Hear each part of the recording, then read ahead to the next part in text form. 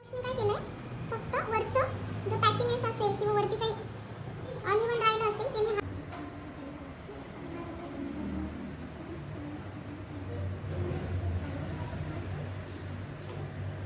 Matching stroke cream brand matte आहे आणि tight strobe cream एकदम एकदम हलका हात.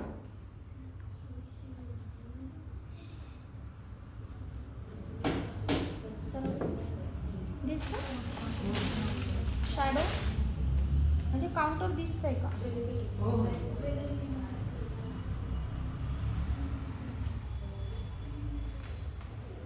ते येणार नाही. एक लाईफ म्हणता ना तुम्ही अशी नॉर्मल चालू आहे, नाही तर डेली माझ्या लाईफमध्ये सकाळ झाली की काही ना काहीतरी प्रॉब्लेम्स म्हणजे ते येतात आणि ते आम्ही इझिली लागला. पावडरला ब्लेंडिंगवाला फ्लफी ब्रश जेवढा असेल तेवढी तुमची काउंटरिंग फ्लॉलेस होणार. पावडर काउंटरिंग आणि क्रीमला हार्ड ब्रश थोडा हेवी बेसवाला हेवी ब्रिसल्सवाला चालेल. आता याने काय होईल, ह्याच्यामध्ये पावडर आहे, याच्यामध्ये लिक्विडी प्रॉडक्ट्स बसणार ना.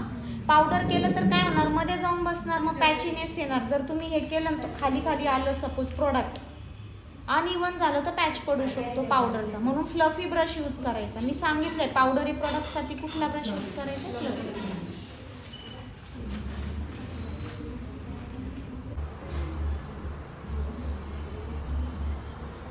तो थोडासा ॲज कम्पेअर ह्याच्या बघा तुम्ही, बट अशा स्किनला असंच करायचं आहे आपल्याला.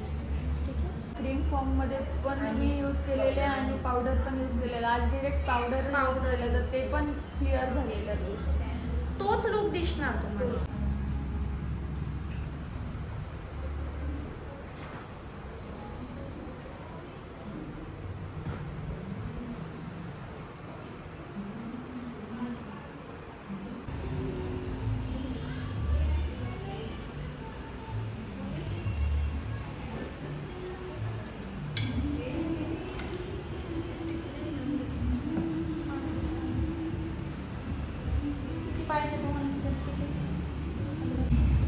कारण सिंगल लिपस्टिक खूप कमी वेळा जाते. म्हणजे इवन लिक्विड सुद्धा कधी कधी आपल्याला मिक्स करावे लागतं. हो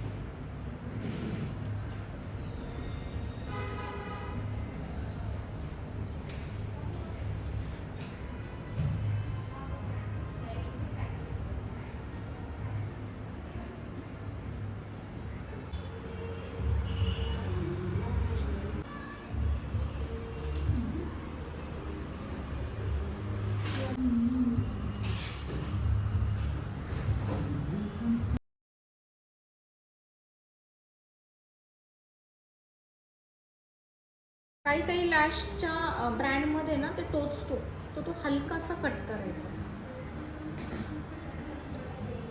साईज चेक करते.